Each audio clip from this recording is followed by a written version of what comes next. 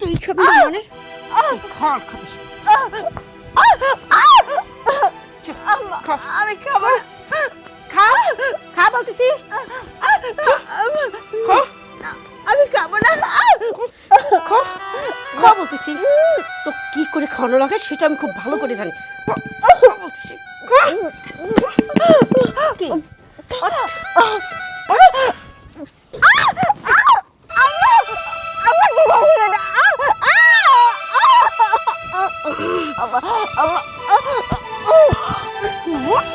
মরবো না চোখে চটপট করিস তোকে আজকে আমি মারে তারপর হেনতেন যাবো বুঝতে পারছিস আমার পছন্দ হেনতেন যাবলাই দেখছিস মরে গেছিস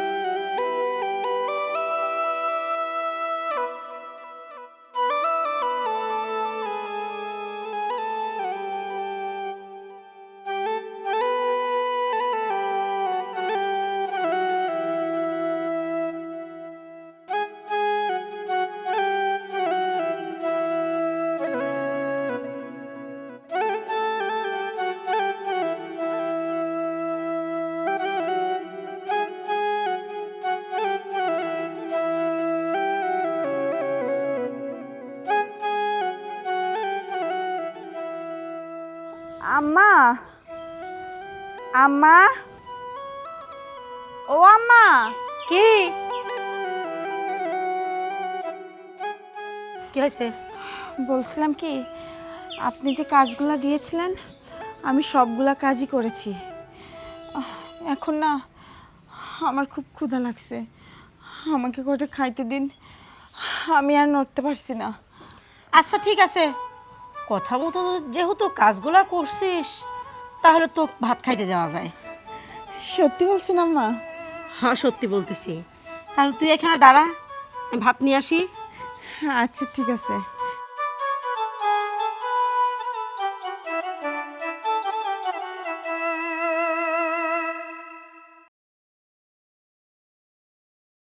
এই নে তোর ভাত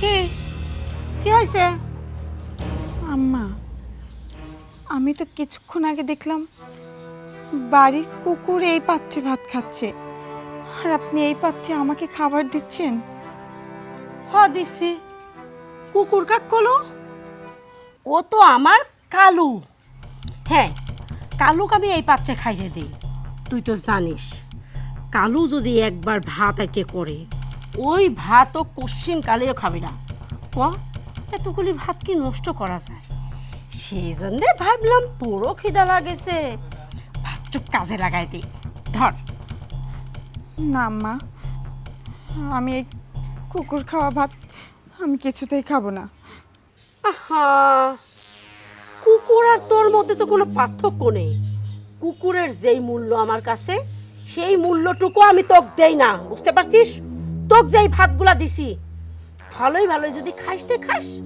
না খাইতে কিভাবে খাওয়ানো লাগে সেটা কিন্তু আমি খুব ভালো করে জানি আম্মা এবার কিন্তু আপনি একটু বেশি বাড়াবাড়ি করে ফেলছেন আমার স্বামী প্রতি মাসে প্রবাস থেকে 1 গাদি টাকা আপনার কাছে পাঠায় আর আপনি আমাকে কুকুরের খাবার দিচ্ছেন দেখুন আম্মা আপনি যদি এমনটা আমার সাথে প্রতিনিয়ত করতে থাকেন আমি কিন্তু এইবার সোহেলকে সবকিছু বলে দেব কি তুই সোহেলকে বলে দিবি আরে তুই সারাক্ষণ খাবার করিস না আজ তোকে আমি এমন খাবার খাওয়াবো যেন তোর সারা জীবন মনে থাকে দেখ এই খাবার আমি তো কি করে খাওয়াই আম্মা আম্মা আপনি কি করছেন এটা আমি খাবো না এই খাবার তুই খাবি না মানে খা খাবি আমি খাবো খা খা বলতেছি আমি খাবো না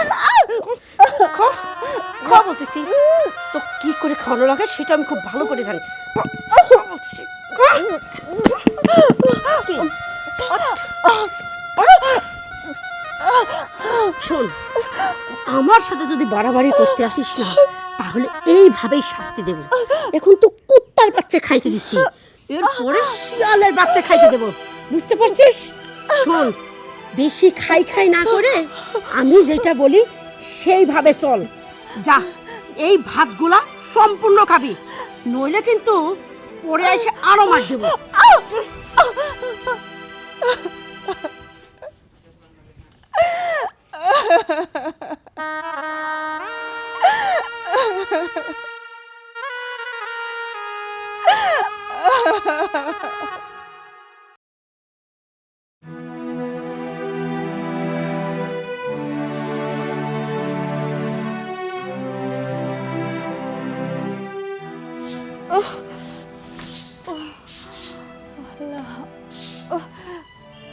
আম্মা, আম্মা, আম্মা, কিরে, কি হয়েছে? আম্মা, আমার না পেটে অনেক ব্যথা করতেছে আর আমার মাথাটা খুব ঘুরতেছে। ও, বুঝেছি, এগুলো হয়েছে কাজ না করার বাহানা। কাজ যেতে না করা লাগে সেজন্য নাটক শুরু করেছিস? না আম্মা, হ্যাঁ, আমার পেটে এমন পরিমাণে ব্যথা করতেছে, মনে হচ্ছে যে আজকে হয়তো আমার সন্তানই পৃথিবীতে আসবে। আম্মা, আমি সত্যি বলছি, আমার পেটে এমন ব্যথা শুরু হয়েছে, মনে হচ্ছে যে আমার সন্তান আজই এই পৃথিবীতে আসবে। আচ্ছা, ঠিক আছে, বুঝলাম। এবার তোর সাথে ভালো ব্যবহার করে তোকে একটা কিছু করতে হবে। বোমা, আমি তোমাকে একটা কথা কই। তোমার যেহেতু খারাপ লাগতেছে, তাই না? এ দেখো, এভাবে দাঁড়ায় থাকা এই জায়গায় ঠিক না। তুমি ঘরে যাও, ঘরে গিয়ে রেস্ট নাও। হ্যাঁ, আমি দেখি তোমার জন্য কি কিছু করতে পারি কিনা। না না মা, আমি এখন রেস্ট নেব না।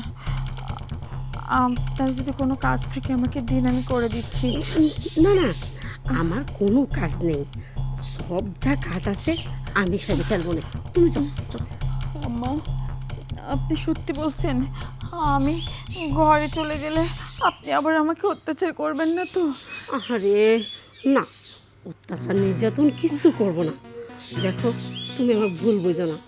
আগে না বুঝে তোমার উপরে অত্যাচার নির্যাতন করেছি, বিশ্বাস করো এখন আর কিচ্ছু করবো না। তুমি ঘরে যাও, আমি তোমার জন্য কিছু খাবারের ব্যবস্থা করি। হ্যাঁ, আচ্ছা মা, যাও যাও।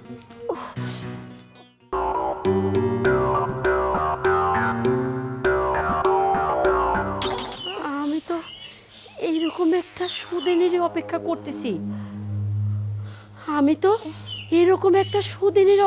করতেছি। সেই দিন চোখ খতম করা যাবে।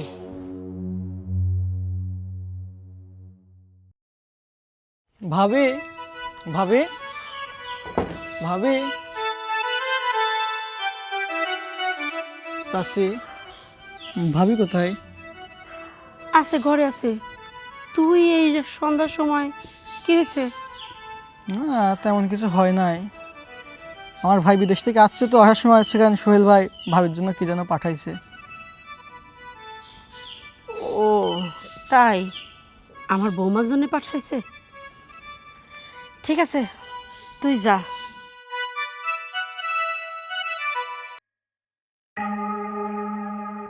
কি, আমার ছেলে আমার জন্য কোনো উপহার পাঠানো বাদ দিয়ে শুধু ওর বউয়ের জন্য পাঠাইছে? আমি বুঝতে পারছি, যতদিন আমার বৌমা বাইসে থাকবে ততদিন আমার রাজত্ব আমার হাতে আসবে না।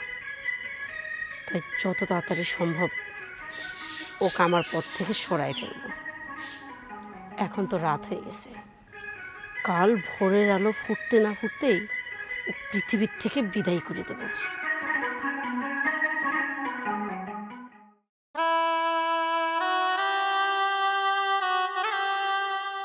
বোমা, দে আমার কাছে। করে গেছিলে তুমি? আম্মা, ওই যে নতুন চারা গাছগুলো লাগানো হয়েছে না, একটু পানি দিলাম। বেশ ভালো কথা। তোমার আব্বা খবর পাঠাইছে, ওই আমারে পাশের মাঠে বলে কামে আইছে, একটু যাই দেখা করি আসতে কইছে তোমাক। ও বাবা আসছে, আমি তো জানি না। আচ্ছা আম্মা ঠিক আছে, আমি এক্ষুনি গিয়ে বাবার সাথে দেখা করে আসি।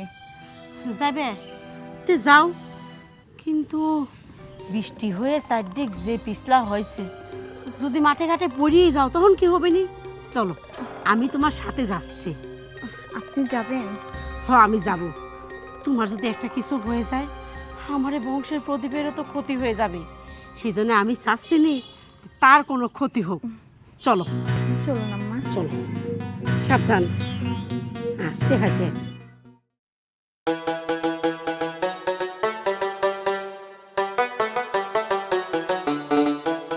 আম্মা, আপনি বললেন যে বাবা নাকি মাঠে কাজ করছে, আবার এদিকে মাঠে আসতে আসতে আমাদের সন্ধ্যাও লেগে গেল। কই বাবাকে তো কোথাও দেখছি না, আর আশেপাশে তো ক্ষেত খামারও খুব কম, চারপাশে শুধু জঙ্গল আর জঙ্গল। আম্মা, এমনিতেই আমি গর্ভবতী, আর এই ভরা সন্ধ্যাবেলা এসব বাগানে জঙ্গলে আসাটা আমার মনে হয় না ঠিক হয়েছে। ওরে আল্লাহ, কি কও এটা? জঙ্গলেই তো আছে মঙ্গল। তোমার যখন মঙ্গল হবি, তোমার আব্বা কোনদিন আসবে হেনে? তোমার আব্বা আসলে দেহে ফেলাবি না নে? মানে আম্মা, আপনি তো আমাকে এখানে আনছেন আমার বাবার সাথে দেখা করাতে, আবার বলছেন যে এখানে বাবা কোথা থেকে আসবে, সব দেখে ফেলবে। আমি না আপনার কথা কিছু বুঝতেছি না আম্মা, আমি বাড়ি চলে গেলাম, আমার ভালো লাগছে না। আরে কেমবা করে তুমি বাড়ির যাবে? আমি তোমাকে বাড়ির যেতে দিলিসেন। আমি কতদিন ধরে পথ চাই চাই বসে রয়েছি, এইরকম একটা শুভক্ষণ আমি হাতের মুঠোয় পাবো, টুপুস করে গিলে ফেলা দেবো।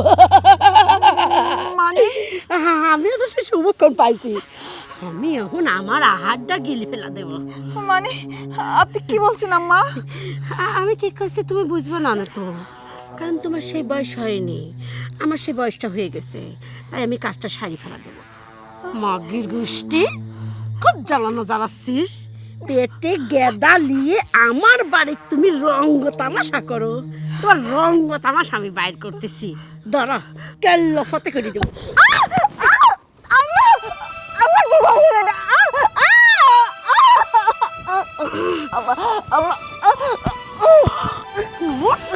মরবো না, চলে চটপট করিস, তো কাজকে আমি মারি, তারপর হেনতেন যাবো, বুঝতে পারছিস?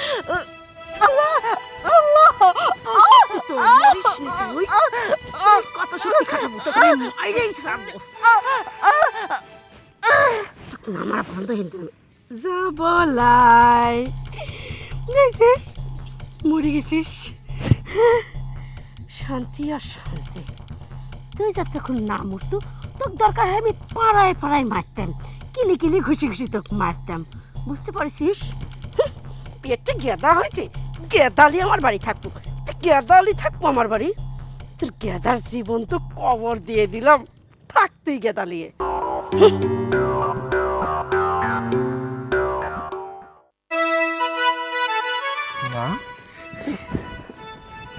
কেমন আছিস বাজান? আমি ভালো আছি, তুমি কেমন আছো? আলহামদুলিল্লাহ ভালো আছি। হঠাৎ করে দেশে চলে আইছিস? হঠাৎ করে আসবো না, কয়েকদিন ধরে তোমাকে ফোন দিচ্ছি, তুমিও ফোন রিসিভ করো না। আকিকে ফোন দিচ্ছি, আকিও ফোন রিসিভ করো না। আমি বুঝলাম না তোমরা ফোন রিসিভ করছো না কেন। মা, বাড়িতে কি কোনো সমস্যা হয়েছে? মা, এতদিনে তো আমার সন্তান হয়ে যাওয়ার কথা, আমার সন্তান কোথায় আর আকি কোথায়? বাবারে, আখিও নাই, তোর বাচ্চাও নাই। মা, এগুলো তুমি কি বলছো? আখিও নাই, আমার বাচ্চাও নাই। মা, তুমি কি সব উল্টা পাল্টা বলছো? আখি কোথায় আর আমার সন্তান কোথায়? বাবারে, একটা অ্যাক্সিডেন্ট ঘটে গেছে, আখি আর বাচ্চা দুজনেই মারা গেছে। না মা, আমি এটা বিশ্বাস করি না, তুমি আমাকে মিথ্যা বলছো। না না, আমার সন্তান, আমার সন্তান আমাকে ছেড়ে যাইতে পারে না, আমার আখি আমাকে ছেড়ে যাইতে পারে না। মা, তুমি মিথ্যা বলছো। মা, বাবারে, আমি মিথ্যা বলতেছি না, ডেলিভারির সময় মা ও বাচ্চা দুজনেই মারা গেছে। আমরা তোকে কিছু জানাইনি, তুই প্রবাসে একা থাকিস, তোর যদি কিছু একটা হয়ে যায়, মনটাকে শান্ত কর বাবা। মা, আমার স্বপ্নটা শেষ হয়ে গেছে আর তুমি বলছো আমি মনটাকে শান্ত করবো, কিন্তু কিভাবে শান্ত করবো? বাবা, পৃথিবীতে সবাই সারা জীবন বাইসে থাকে না। না, আমি এটা বিশ্বাস করি না। নিশ্চয়ই আমার সন্তান ভিতরে আছে, তুমি আমাকে মিথ্যা বলছো। আমি তোমাকে খবর না দিয়ে কেন আসছি, এই জন্য তুমি আমার সঙ্গে মিথ্যা কথা বলছো। মিথ্যা কথা বলতেছি না, তুই ভিতরে চল, তুই দেখতে পারবি সত্যি না মিথ্যা। আয় বাজান।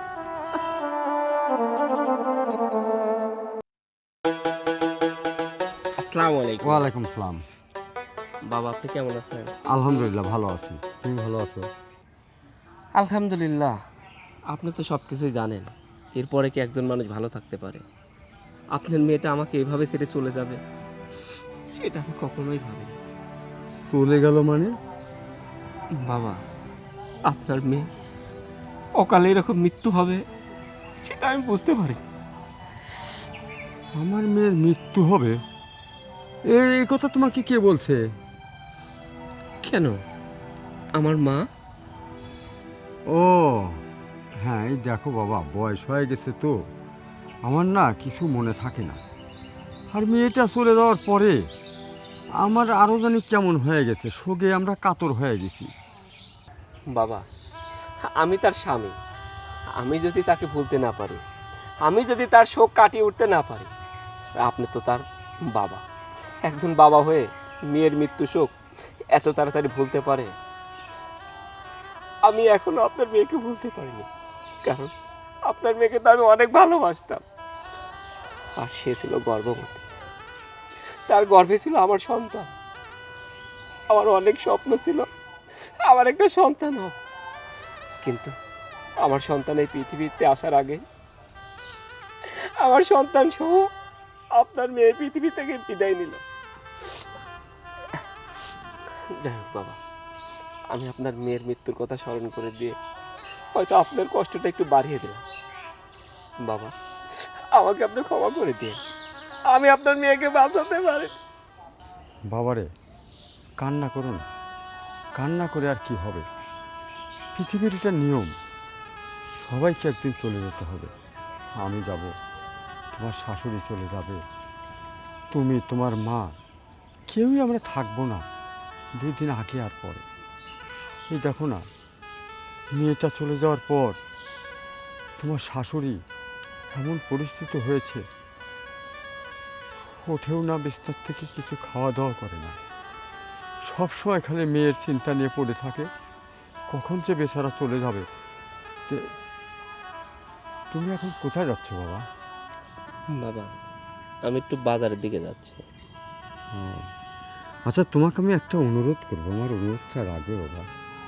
বাবা, এটা আপনি কি বলছেন? আপনি অনুরোধ করবেন কেন? আদেশ করবেন আমাকে, বলেন আমাকে কি করতে হবে।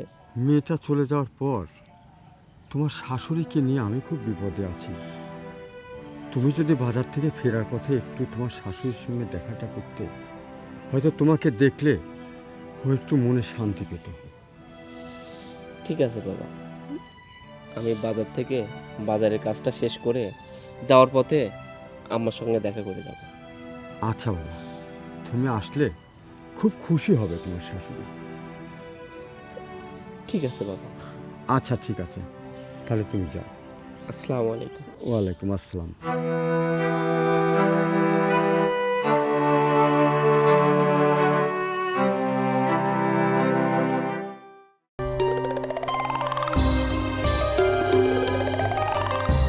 মা, মা, কি একটু এদিকে আসো।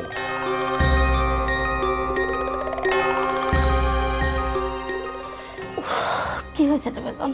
আচ্ছা মা, মনে করো তোমাকে যদি বড় ধরনের একটা সারপ্রাইজ দিই, তাহলে কি তুমি খুশি হবে না? খুশি? খুশি তো হবই, তুই আমার সাওয়াল। সারপ্রাইজ কেডা না পাতে চায়? আর একটা কথা, কি এমন সারপ্রাইজ? মা, বড় একটা সারপ্রাইজ, কিন্তু এই সারপ্রাইজটা পেতে হলে তোমাকেও একটু কষ্ট করতে হবে। কষ্ট? সুন্দর একটা পোশাক পরতে হবে, সুন্দর করে মেকআপ করতে হবে, সেজে গুজে তারপরে আমার সঙ্গে যেতে হবে। বাবা, সারপ্রাইজ পার্টি হইলে মেকআপ করা লাগে, সুন্দর শাড়ি পরা লাগে। কিরে, কই নিয়ে যাব? মা, আমি তোমাকে বড় ধরনের একটা সারপ্রাইজ দিতে চাই। মা, আমার না সহ্য হচ্ছে না। সারপ্রাইজটা যতক্ষণ তোমার হাতে তুলে না দিব ততক্ষণ আমার ভালো লাগবে না। আমি বুঝতে পারছি, কোনো মেয়ে পছন্দ হয়েছে, মেয়ে দেখাতে নিয়ে যাব না? মা, সেটা যদি আগেই বলে দিই তাহলে তার সারপ্রাইজ হলো না। যাও, তুমি দেরি করবা না, তাড়াতাড়ি সুন্দর একটা শাড়ি পরে সুন্দর করে সেজে গুজে বের হয়ে আসবা। আচ্ছা ঠিক আছে, আমি রেডি হচ্ছি। যাই, আমিও রেডি হই, কারণ মাকে তো সারপ্রাইজটা দিতে হবে।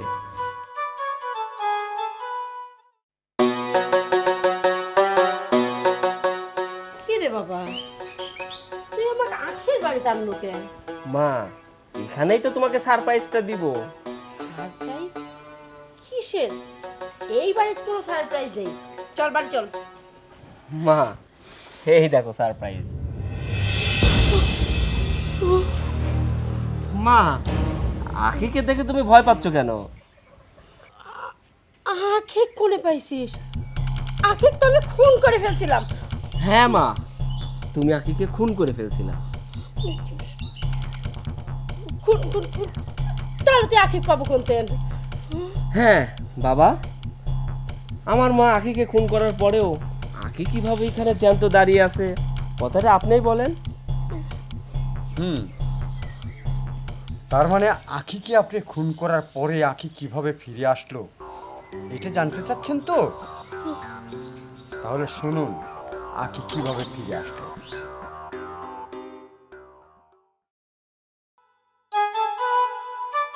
না, আজকে কাজ করতে করতে একবারে সন্ধে ঘোর হয়ে গেল। আজকে মেলা দেরি হয়ে গেছে। যাই, ওটা কি পড়ি, মানুষের মতো দেখা যায়, মানুষই তো মনে হচ্ছে। আরে, আমার মেয়ের মতো লাগে। হ্যাঁ, আখি, আখি, মারে, মা আখি, কই রে মা, দেখি, আখি, মা আখি, আখি, কই রে মা, আখি, বাবা, তোর এই অবস্থা কে? তোর এই অবস্থা কে মা? হ্যাঁ, বাবা, আমার শাশুড়ি আমাকে এখানে মেরে ফেলে চলে গেছে বাবা। সে ভেবেছে আমি হয়তো মরে গেছি, কিন্তু আমার দমটা বন্ধ হয়ে যায়। বাবা, তোমার মেয়ে বেঁচে আছে বাবা। আরে মা, আল্লাহ বাসা রাখেছে। চল মা, চল, তোকে আমি বাড়িতে নিয়ে যাই। আয় মা, আল্লাহ রক্ষা করেছে।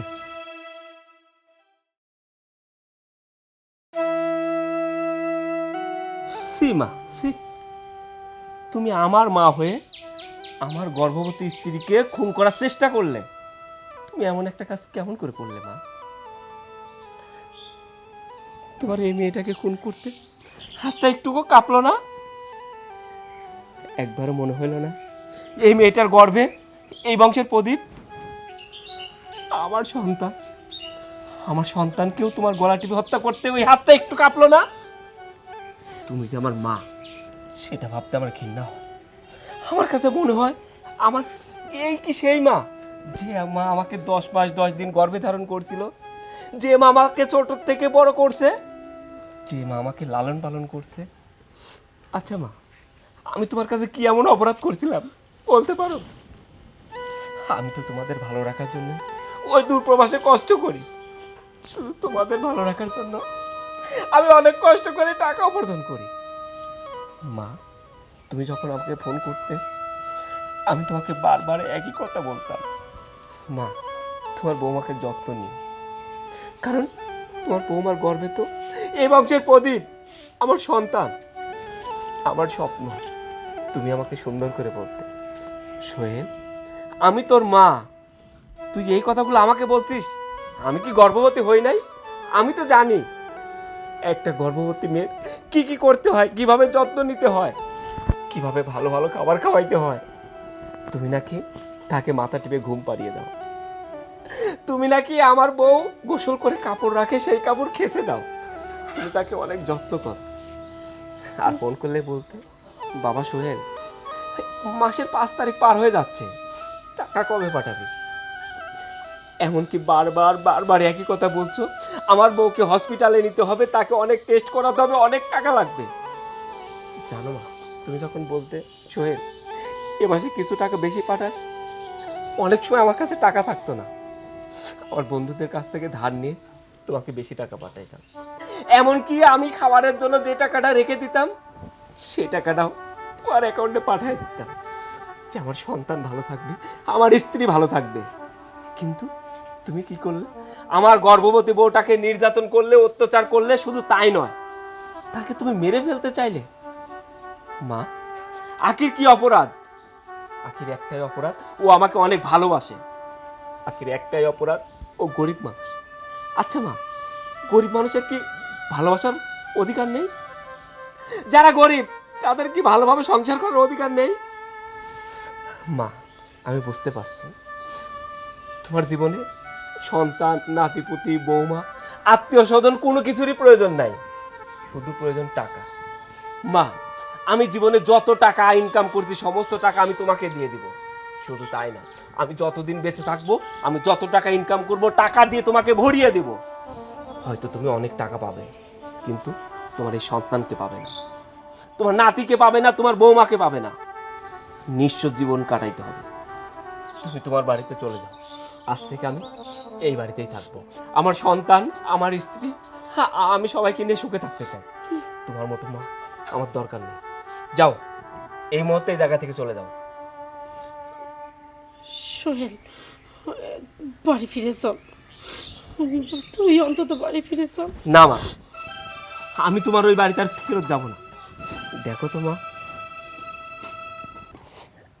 মা দেখো, এই নিষ্পাপ মুখের দিকে তাকায় দেখো, এই নিষ্পাপ মুখটা দেখেও কি তোমার মায়া হয় না?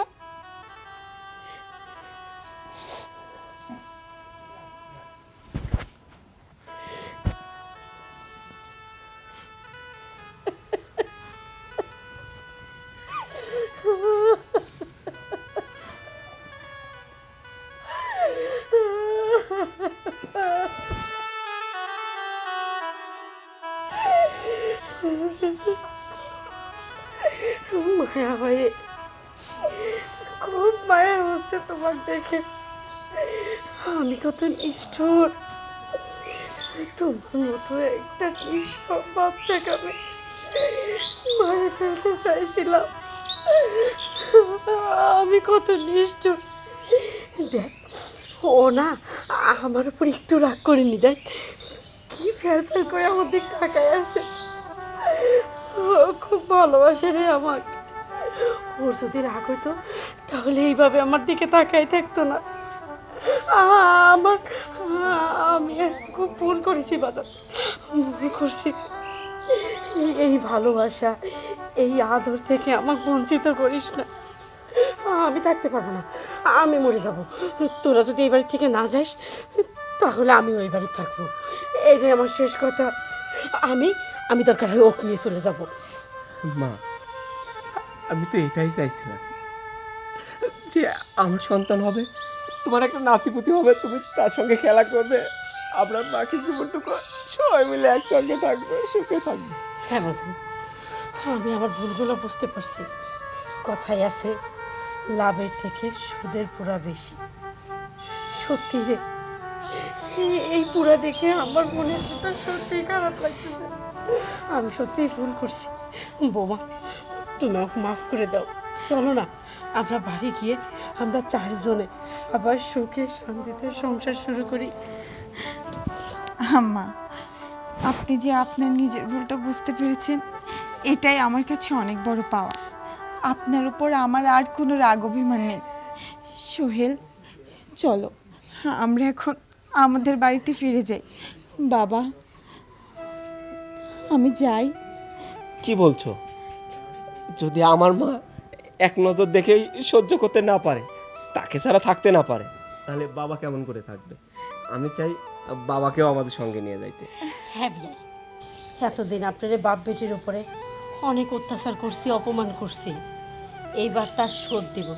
চলেন আমার বাড়িতে চলেন। না ওই বিয়েন, ওইটা হবে না। আমি বিয়েন বাড়ি যায় থাকি আর মানুষ আমার খারাপ বলুক, কি দরকার আছে প্রতিদিন প্রয়োজনে আমি যে আমার নাতির সঙ্গে T20 ম্যাচ খেলে আসবো।